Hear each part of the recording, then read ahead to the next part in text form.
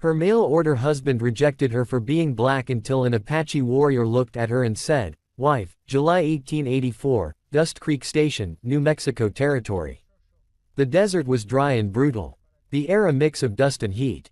Dust Creek Station, a lonely wooden outpost surrounded by sand and scrub, hissed with steam as the train screeched to a halt.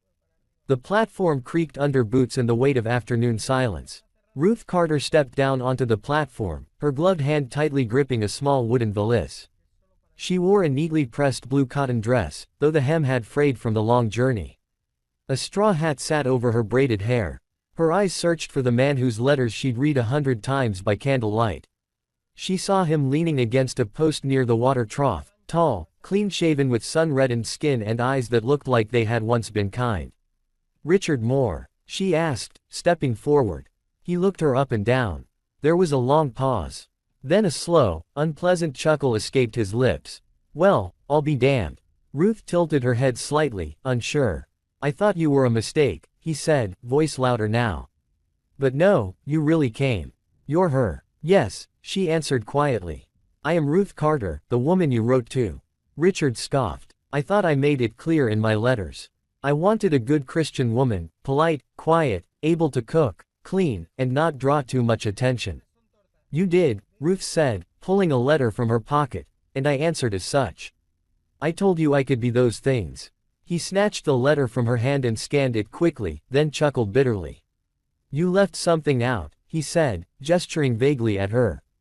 "Color, shade, whatever folks are calling it now. I am a woman of faith," Ruth said, jaw tight. "I honored your words. I left my family, my father's house, for the promise of a home." "You look like someone who belongs behind a broom," he sneered. "Not beside me." Murmurs rose from nearby passengers. A little girl tugged her mother's skirt, whispering something. A ranch hand spat into the dirt. Richard leaned in, lowering his voice, but not his venom. "You think just because you can read, wear a ribbon, and cross your legs like a lady, you get to marry a white man in a white town. You got some nerve." Ruth's hands trembled at her sides, but she stood firm. "You wrote me. You called me worthy. You said God brought us together." "I must have been drunk or desperate," he snapped. "Or maybe you left out your lineage." He waved toward her face. "You want the truth," he continued, stepping back so others could hear. "I ain't marrying no __, not today.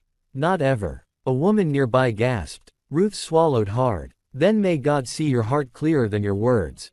You're lucky I even came to the station." Richard barked. "Thought maybe you'd be light enough to pass. But now, hell no. What would people think? Me showing up to church with you on my arm." He turned his back to her, laughing. Ruth stood there, surrounded by stares, some mocking, some pitying, none offering kindness.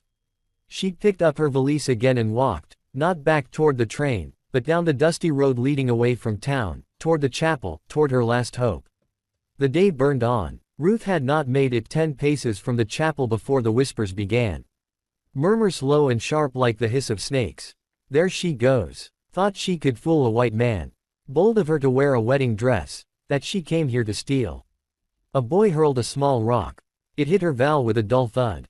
A woman spat on the ground where Ruth stepped. No one stopped them. No one helped her. By dusk, Ruth sat on the edge of town beneath a dying cottonwood.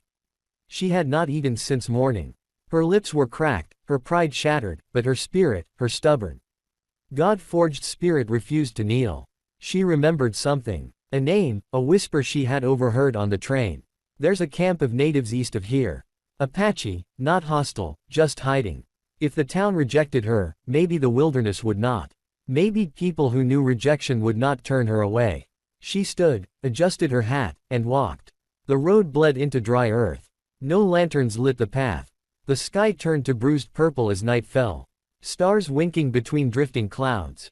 A wind began to rise. Soft at first, like breath, then harsh, relentless. By the time she realized what was coming, it was too late. The sandstorm arrived like a living beast, screaming, clawing, blinding. Sand lashed her skin like glass. Her hat flew into the wind. Her eyes burned. She tried to cover her face with her skirt, but the wind ripped at her clothes, her dignity, her breath. She fell. The desert swallowed her screams. She crawled forward blindly, mouth full of grit, coughing so hard her ribs screamed. Her hands found rocks, cactus thorns. Her knees bled. Then nothing. Her body gave up. Her heart beat dimly in her ears. She curled into herself beneath the open, furious sky and waited for death, but it was not death that found her. It was warmth. 2 hands, calloused, strong, trembling, slid beneath her body. She was weightless, carried. She tried to open her eyes, but saw only the shadow of a man painted in moonlight and dust.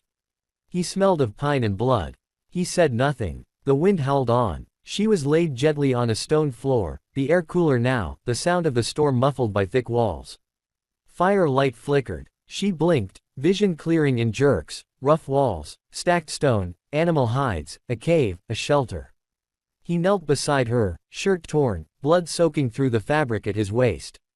His face was half hidden by hair and shadow, but she saw the wound, deep, dark, freshly wrapped in crude bandage. A jagged scar ran from his brow to his cheek, old and brutal. She tried to sit up. He pressed one hand against her shoulder, not harsh, but firm, then pointed to himself. "Tassa," he said. His voice was gravel and fire. Then he pointed to her.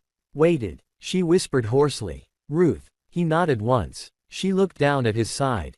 "Blood a lot. You are hurt," she managed. Tassa did not answer. Instead, he reached toward the fire, grabbed a leather pouch, and placed it beside her. Then he leaned back against the wall, breathing heavily, his eyes still watching her, not with suspicion, but with awe. They sat in silence as the storm raged outside, 2 strangers bound by wind, blood, and exile. And somehow the cave did not feel empty. Ruth woke to the crackle of firelight and the soft rhythmic dripping of water echoing through stone. Her limbs ached, her throat burned, but she was alive. She blinked slowly, the blur of sleep fading. The cave was small, carved from layered red rock, barely tall enough to stand in. A circle of stone surrounded the fire in the center. Animal pelts lined the floor. A bundle of dried herbs hung from a low wooden beam. And across the fire, sitting motionless, was him, the man from the storm. He sat cross-legged, a blanket draped over his shoulders, chest bare except for the blood-stained wrappings across his ribs. His face was half turned toward the flames. But even in the dim light, Ruth saw the mark. The scar started at the brow, cut jagged across his temple, and ended near the edge of his jaw. Deep, healed badly. A wound that had not only torn skin, but memory. His eyes met hers, dark, sharp, unblinking. He said nothing. Ruth struggled to sit upright. Her muscles cried out. He made no move to help, but she sensed no hostility, only weariness. Like a wild animal, unsure if the hand reaching out is to feed or strike. "Thank you," she rasped. He tilted his head as if listening for meaning beyond her words. She touched her chest gently. "Ruth," she said again. He nodded once, then touched his own chest. "Tassa," she smiled, though it trembled. He pointed to her arms, scratched and bruised, then to the bandage at his side. Blood had seeped through. Ruth moved slowly, gathering herself. She reached for the satchel he had placed nearby the night before, and opened it. Inside were roots, herbs, and strips of soft hide. She touched each one with care, remembering the way her father had taught her. To boil willow bark for pain, to pack wounds with YROW, to keep the soul steady while the body healed. She looked up. "May I?" Tassa did not answer, but he did not resist when she crawled toward him. She lifted the edge of the blood-soaked wrapping and winced. The wound was deep, but clean, a slice just below the ribs, as she cleaned it with a damp cloth. He did not flinch, but his eyes stayed on her. Not with lust, not with fear. Curiosity, respect, something unfamiliar. She spoke softly as she worked, more to fill the silence than anything. "My father was a preacher," she said. "And a healer. Said both jobs were about pulling people back from death one way or another." Tassa's brow furrowed. She tapped her chest. "Father," then made a book shape with her hands.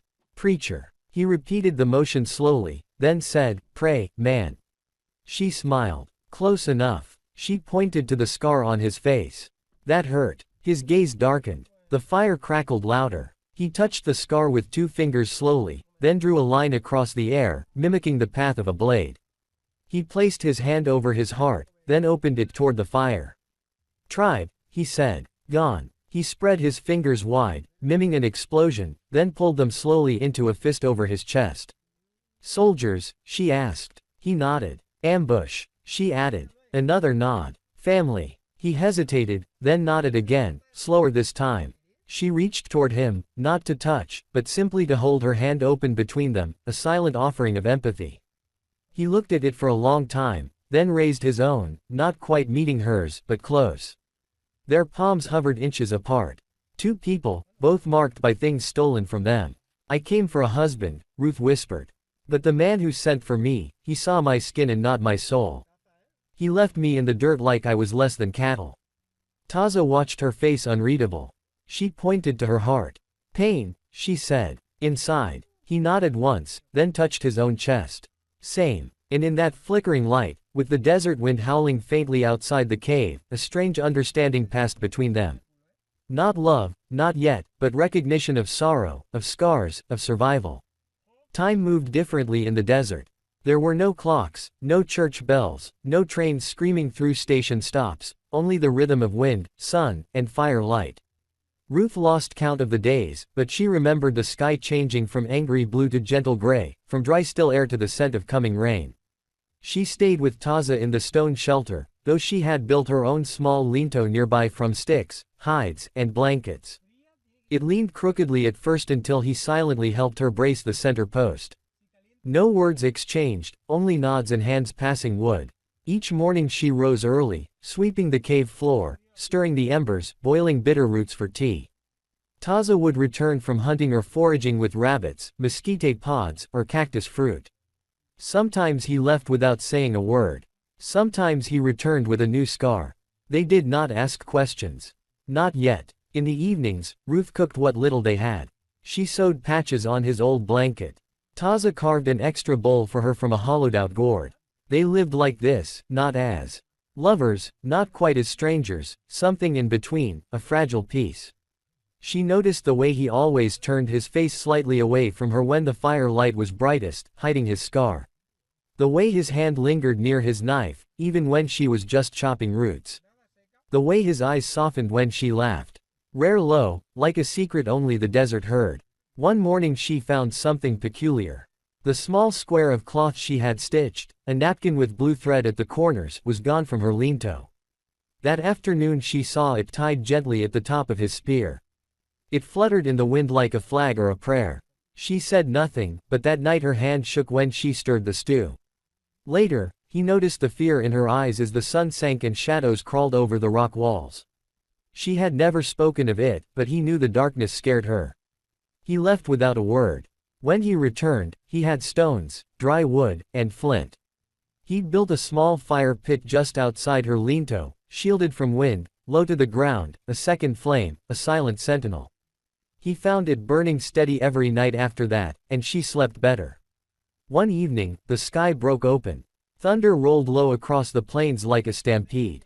Rain fell hard and sudden, a wild roar on the cave's stone roof. Ruth stood just outside, arms outstretched, face turned up, soaking wet. She laughed, full and unguarded for the first time in weeks. Taza watched her from the entrance, silent. Later, wrapped in a blanket, she hummed as she dried her hair, then began to sing softly, a lullaby her mother once sang while hanging laundry under magnolia trees. The words were half forgotten, but the melody lived in her bones. Sleep, little one. Hush and lie still. Taza listened, his eyes closed. When she finished, there was silence. Only rain and fire. Then he spoke. Your voice, he said quietly, each word deliberate. It makes the dead want to live again. Ruth froze. Her hand, still holding the comb, trembled slightly. She looked up at him. Their eyes met, full of things unsaid, wounds untended. But something else, too. A beginning, she whispered. That is the kindest thing anyone has ever said to me. Taza said nothing more, but he stayed at the entrance of the cave all night, rain washing over him, watching her fire until dawn. The peace did not last. Whispers reached the wind. A rider had seen something near the canyon edge. A woman, dark-skinned, singing near a fire that was not Apache. Another claimed they spotted Taza hunting alone, but returning with food enough for two. And the most poisonous voice of all belonged to Kem, a young warrior once passed over in a tribal vote when the elders had sided with Taza's strategy instead of his. He bore his grudge like a second knife. It was Cain who rode through the night to the main camp and knelt before the council. Taza shelters a woman, he said, not of our people, a stranger, a black woman. The elders stirred. Some frowned, others exchanged glances. Taza had long been tolerated, scarred, wounded, but useful. His silence made him safe. But this, she is a curse, Kem hissed. A woman touched by foreign gods. Her skin is shadow. Her presence invites death. The word spread fast. By dawn, 2 elders arrived at the stone shelter. Ruth was inside feeding the fire. She looked up as the men dismounted. Their eyes scanned her like a threat, not in anger, but in quiet, ancient suspicion. One said something in Apache. She did not understand the words, but the meaning was clear. Come. Taza returned as they were leading her away. He stepped between them. No, he said, voice low. Tassa, the elder warned. This is not your place to decide. She is with me, he replied. She is not one of us. She saved me. She bled to heal me. She sings when the wind tries to kill. She brings eyes from the outside. White men trouble. Taza was silent. The elders turned to Ruth. She will be judged. One said, tonight. Taza did not stop them, not with his hands. But he followed every step. That evening, beneath the great tree in the center of the tribal grounds, a circle formed, elders, warriors, children peeking behind mother's legs. Ruth stood alone in the middle, Taza beside her, unspeaking. Ta stepped forward. She draws spirits, he spat already. The soldiers hunt us like dogs. Now we take in outsiders, dark ones. Do we forget the old ways? Murmurs of agreement rose. One elder lifted a staff. Taza speak. He stepped forward. Then in a motion sharp and sudden, he dropped to one knee. He took his spear and drove it into the earth. If she leaves, he said, I leave. Gasps broke the silence. If you call me traitor, he continued, take my head. Take my honor, but let her go free. He bowed his head. Ruth stood motionless, eyes wide. No one moved. Then the eldest among them stepped forward, his voice a quiet thunder. There is no tradition older than honor. He looked at Ruth. She stays or she goes, but by her own choice, and just like that, the storm passed. But the wind had changed. Taza and Ruth did not wait. That night they packed what little they owned and left the camp. No longer exiles, but no longer safe either. They walked into the desert again together. The wind carried something strange that morning. Ruth woke early, gathering herbs from a rocky ridge near their new shelter. The air smelled different, too, still too expectant. When she returned, she noticed it immediately. A small piece of paper pinned to the fence they had built from driftwood and dry scrub. Next to it, wedged between splinters, was a faded photograph.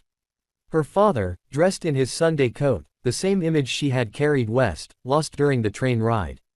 She froze. The note was written in clumsy script, but it mimicked her father's tone well enough to make her breath catch. Come to the riverbend near the trading post. I am here waiting. She stared at the words, heart pounding. It made no sense. How would he find her here hundreds of miles from home? But the photo was real. She did not wait for Taza to return. She packed water and set out alone, following the trail along dry creek beds and through thorn-covered ridges.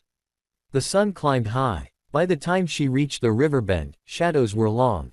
Then she saw them. 3 figures stood near a broken wagon, one broad-shouldered in a vest, 2 thinner, meaner. She recognized the first instantly. Richard. His smile was all teeth. Took you long enough, he said, stepping forward.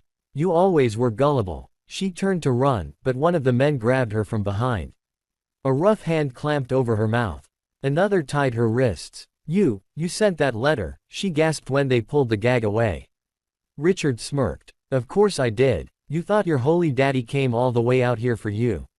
Please. He stepped close, his breath reeking of tobacco and rot. Turns out, he said, circling her slowly. You're worth more now than you ever were in a wedding dress. Some Mexican buyers like the rare ones. Soft skin, sharp tongue, exotic. You're a monster, she spat. He backhanded her. Blood filled her mouth, but she did not scream. At that same hour, miles away, Taza returned to find the camp quiet. Too quiet. No fire, no singing, no Ruth. He scanned the ground. Footprints fresh. One set small, the others large, heavy boots, rough tread. He dropped to one knee, touched a bent blade of grass, traced a broken twig, sniffed the wind. He looked up, watching the sun's path, then turned sharply east. He did not panic. He prepared. That night, under the half-moon, Taza knelt beside the fire pit. He smeared ash across his chest in 2 bold lines, the mark of a lone avenger, warrior without war band. He took his weapons, the curved bone knife, the bow carved by his brother before the massacre, the long hunting spear etched with symbols of protection. No words, no chants, only breathy sand. He moved like a shadow through the ravines, across dry gulches, under the cold stars. Every sound sharpened, every movement precise. The earth whispered to him where the wind had broken, where footprints dug too deep, where someone dragged something unwilling. He followed, not with rage, with purpose, with love sharpened into fury. The moon watched in silence as a man made of grief and grit stalked the night. No tribe behind him, no promise, but the one in his chest. Bring her home. The canyon was narrow and crooked, a jagged scar in the earth beneath a sky cloaked in ash-gray cloud. A fire burned low in the center, casting flickers of orange over the rocks. Ruth sat on the cold ground, wrists bound tightly behind her, blood dried on her lip. The night pressed in from all sides. Richard laughed somewhere nearby, nursing a flask in his ego. Jeb Snake. Dalton leaned against a boulder, chewing tobacco and spitting into the dirt. Luke Crow Jensen cleaned his rifle with slow, methodical hands, eyes always on Ruth. They did not see the shadows move. Taza watched from above, crouched on a narrow ledge just above the camp. He had studied them for hours, the way they sat, who kept watch where their weapons lay. He waited until the fire crackled just loud enough to mask a soft step. Then he struck. The first to move was Jeb, muttering something crude. He wandered off into the brush to relieve himself. As he stepped over a shallow dip between 2 boulders, his boot caught something taut. A rope loop cinched around his ankle. Before he could scream, it jerked him upward. He dangled from a tree limb like a caught hog, thrashing and howling, upside down and spinning. God damn it. What the hell? The camp snapped to life. Crow leapt to his feet, rifle in hand. Taza was already gone from the ridge. A rock sailed through the air and struck the rifle from Crow's hands. It clattered to the ground. What? And Crow spun wild mate. Ah! From behind, silent as dusk, Taza emerged. He struck with the flat of his blade, swift, clean, knocking Crow unconscious. The man dropped like a sack of grain. Taza paused only a moment, then reached down and lifted something from the dirt. Ruth's shawl, the one she had sewn weeks ago, now muddied and torn. He shook the dust from it gently, then laid it over Crow's slumped form. A warrior's mercy. Richard stood by the fire, mouth open, eyes wide. But Taza was not looking at him. He was already beside Ruth, crouched low, knife out. Ruth held his gaze as he cut through the ropes. Her hands trembled as they came free, and so did his. For a moment, neither moved. His chest rose and fell with quiet urgency. Her breath hitched in her throat. No words, only their eyes speaking. Then a roar shattered the stillness. You really think this black horse is worth dying for? Richard bellowed, lunging from the shadows with a knife raised high. Ruth screamed. Taza turned just in time to shove her aside. The blade sank into his side. A sickening sound. Metal through flesh. Taza staggered but did not fall. Blood poured freely down his ribs. His legs wavered, but somehow he remained upright. Then he stepped forward. He wrapped his arms around Ruth, shielding her from another blow. His chin rested against her shoulder. His voice was a rasp, broken, half in English, half in soul. You are my wife, he whispered. No one takes my wife. His knees buckled. They collapsed together by the fire, his arms still. Around her, Richard stood frozen, stunned, the knife shaking in his hand. But Ruth was no longer afraid. She looked at the man who had bled for her, the man who had chosen her, not for color or convenience, but for love, and rage bloomed inside her like wildfire. She reached into the fire with bare fingers, grabbed a charred log, still glowing red, and turned. With a cry that came from deep in her chest, she rammed it into Richard's shoulder. He screamed, dropped the knife, and stumbled backward, clawing at the smoldering wound. He turned to run, and then the whistle of wind. A single arrow sliced through the air and buried itself in the dirt an inch from Richard's ear. He fell to the ground, trembling. From the ridge above, a young Apache warrior appeared. The same who once had doubted Taza, now silent with his bow still drawn. Richard rolled over, hands raised. Please, please. He did not fight as Ruth took the same ropes he had used on her and bound his hands behind his back. Taza lay bleeding, his skin pale, his breath ragged. Ruth knelt beside him, cradling his head in her lap, tears falling freely. "You stayed," she whispered. "You came for me." He blinked slowly, a weak smile touching his lips. "Always," he breathed, and as the fire crackled low, the stars broke through the clouds at last, watching from above, as a man with no tribe and a woman with no home held onto each other in a place no one else would have dared to love. Dawn crept across the desert like a slow breath. The embers of the fire still glowed, casting faint warmth against the canyon's cold morning air. Taza lay still, his body weak, his breath shallow but steady. Ruth had not left his side once. By the time the Apache riders arrived, drawn by the echo of battle and the warning sent by the young warrior, she had already cleaned the wound with her own skirt, packed it with herbs, and held pressure until the bleeding slowed. The elders did not speak at first. They saw the blood on her hands, the way she cradled his head, the fire in her eyes, and they understood. One elder knelt beside her and said quietly, "You saved him." "No," Ruth whispered. "He saved me." They carried Taza away on a stretcher made of hides and wood, and for 3 days he hovered between sleep and silence. Ruth remained close, helping tend to his fever, refusing rest until his eyes opened again. When they did, his first word was her name.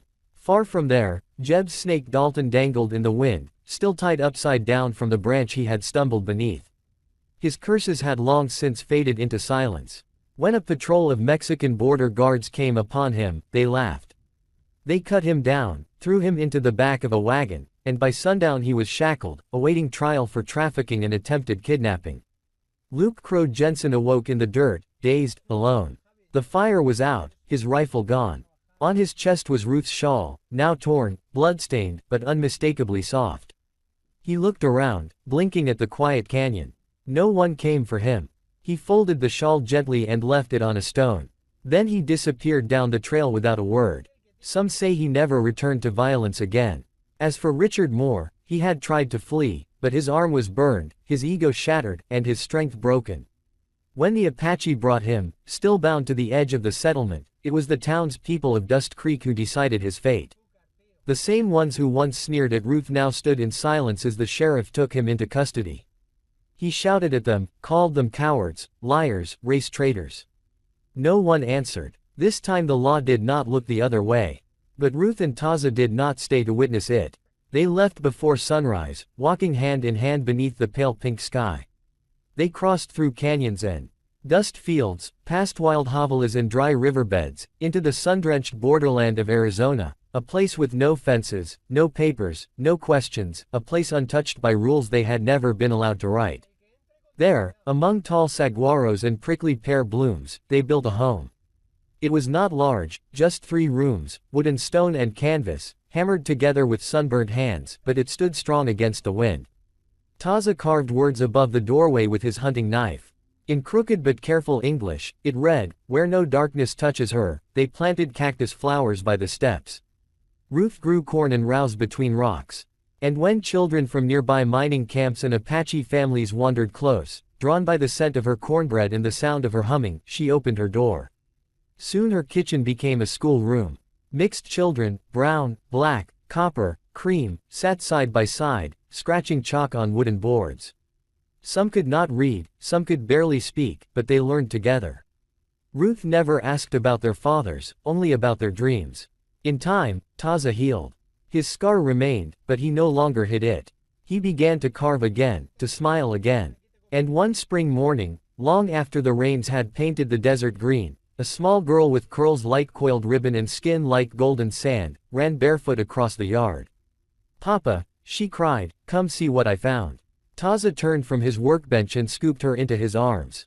Ruth stood at the doorway watching. The sun lit her face. The wind carried laughter, and in that moment, the past was only a shadow far behind them. She stepped forward, her voice soft. Not for the child, not for Taza, but for the earth, the sky, and the vows sealed in blood. "I was never your wife on paper," she whispered. "But I am your wife in the dust, in the fire, and in the vow you made when death stood between us." Taza turned toward her, smiling. And the desert for the first time felt like home. In the unforgiving lands of the Wild West, Where law bowed to greed and love often perished in silence, Ruth and Taza defied both fate and prejudice. Their story wasn't written in church records or government ledgers. It was carved in the dust, sealed in blood, and whispered across cactus fields by those who still believe in the power of a vow. If this tale moved you, if you felt the ache, the fire, and the quiet triumph of love born in the harshest place on earth, subscribe to Wild West Love Stories. Because here we honor the forgotten hearts, the untold romances, and the fierce beauty of love that outlived bullets, borders, and bloodlines. Hit the bell so you never miss a story where the frontier met the soul. Where bullets missed but hearts didn't. This is Wild West Love Stories.